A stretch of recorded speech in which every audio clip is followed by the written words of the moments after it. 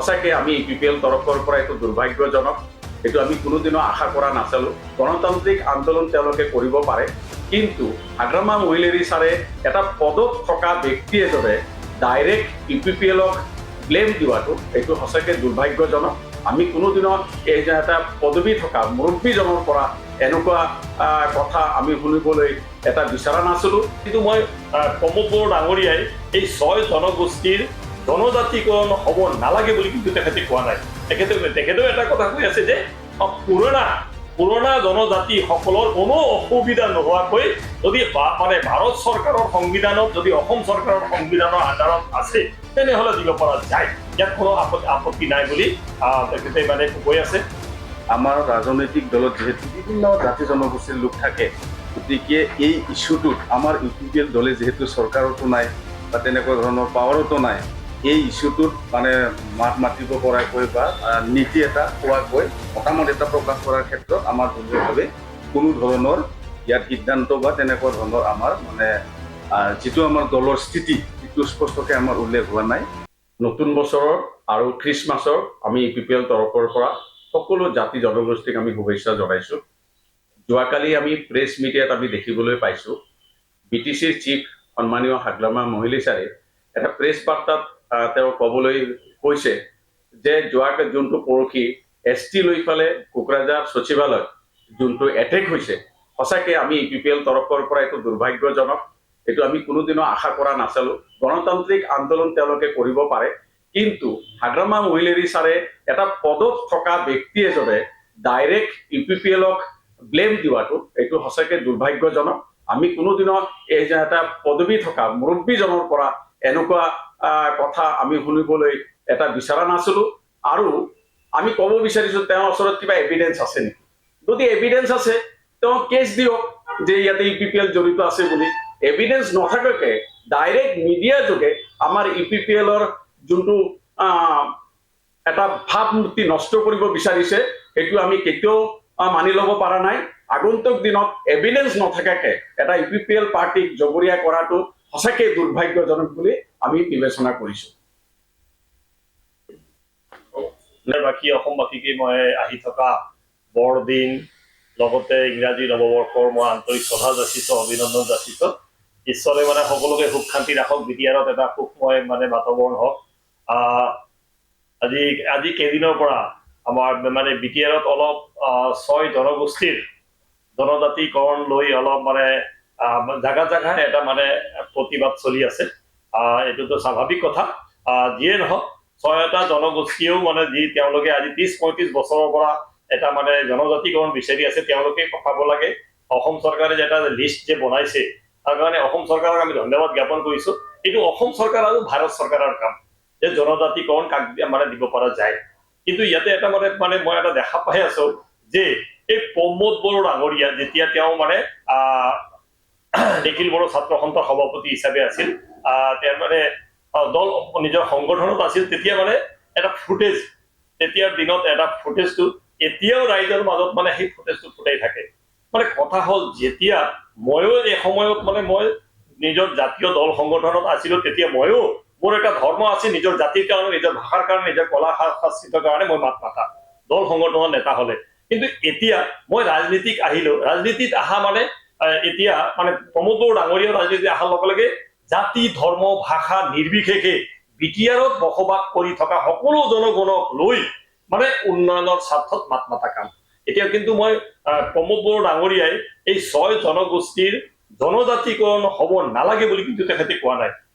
তেখেতেও এটা কথা কৈ আছে যে পুৰণা জনজাতিসকলৰ কোনো অসুবিধা নোহোৱাকৈ যদি মানে ভাৰত চৰকাৰৰ সংবিধানত যদি অসম চৰকাৰৰ সংবিধানৰ আধাৰত আছে তেনেহ'লে দিব পৰা যায়, ইয়াত কোনো আপত্তি নাই বুলি তেখেতে মানে কৈ আছে। আৰু মই জনগণক মানে এটা মানে অনুৰোধ কৰিব বিচাৰিছো, এই যে এটা ফুটেজ আহি আছে প্ৰমোদ বড়ো ডাঙৰীয়াই, এই ফুটেজটো বহুত পুৰণা, আজি 10-15 বছৰ আগৰ ফুটেজ, যাতে জনগণে বৰ্তমান মানে প্ৰমোদ বড়ো এই কথা ভাষ্যটো কৈ আছে বুলি ভাবিব নালাগে। আৰু যিসকলে এতিয়া মানে আমাৰ ইউপিপিএল দল ত্যাগ কৰি মানে বেলেগ মানে ত্যাগ কৰিব মানে 2-4 জনে আৰম্ভ কৰিছে, যাতে তেওঁলোকে এটা মানে ভাল চিন্তা চৰ্চা কৰি থাকিব লাগিব।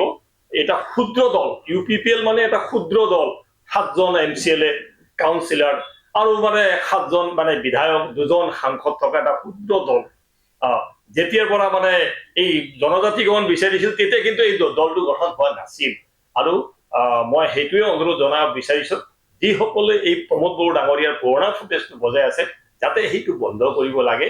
বৰ্তমান কিন্তু আমি প্ৰথমে UPPL দলৰ তৰফৰ পৰা নতুন বছৰ, ভোগালী বিহু আৰু খ্ৰীষ্টমাছৰ সকলো ৰাইজলৈকে শুভেচ্ছা জনাইছো, উলগ জনাইছো।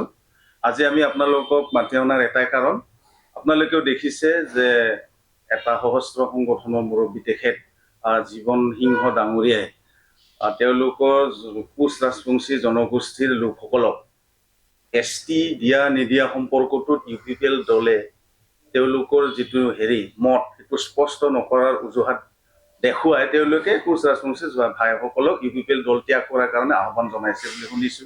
শুনিবলৈ পাইছো তেওঁলোকে কেইবা গৰাকীও ব্যক্তিৰ ঘৰত যায় দম চম দিয়া বুলিও আমি শুনিছো। গতিকে এই শেহতীয়াভাৱে কেইবাগৰাকীও ব্যক্তি আমাৰ UPPL দলৰ একদম এক্টিভ কৰ্মী তেওঁলোকে মানে পদত্যাগো কৰিছে, প্ৰেছ মিটতহে আমি দেখিছো।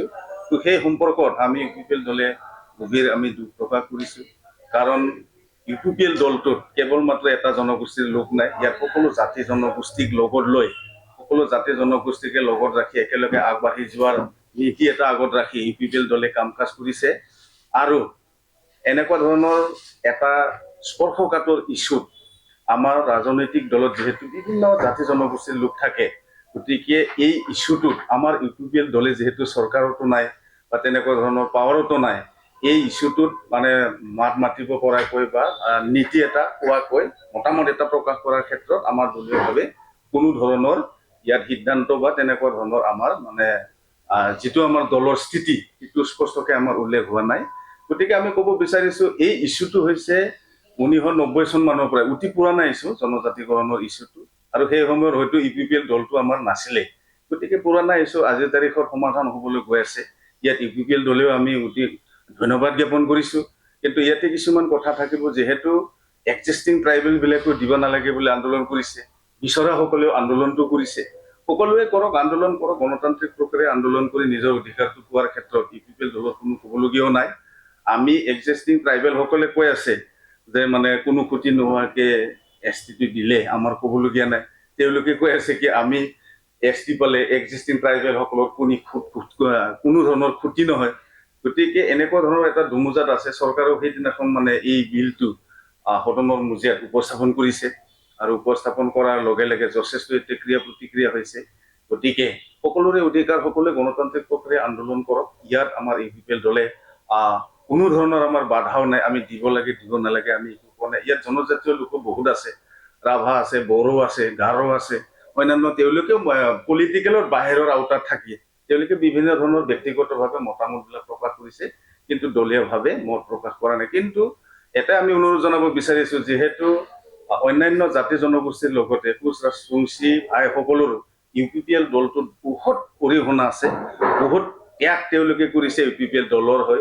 গতিকে তেওঁলোকক যাতে এই ইছ্যুটোক লৈ কেনে দল ত্যাগ কৰাৰ কাৰণে যাতে তেওঁ আহ্বান নজনায়, এইটো আমি অতি দুৰ্ভাগ্যজনক বুলি ভাবিছো। কাৰণ তেওঁলোকেও ভালকে জানে যে এটা দলত এটা জাতিৰ লোক নাথাকে, বিভিন্ন জাতি জনগোষ্ঠীৰ লোক লগ লাগি এটা দল চলে।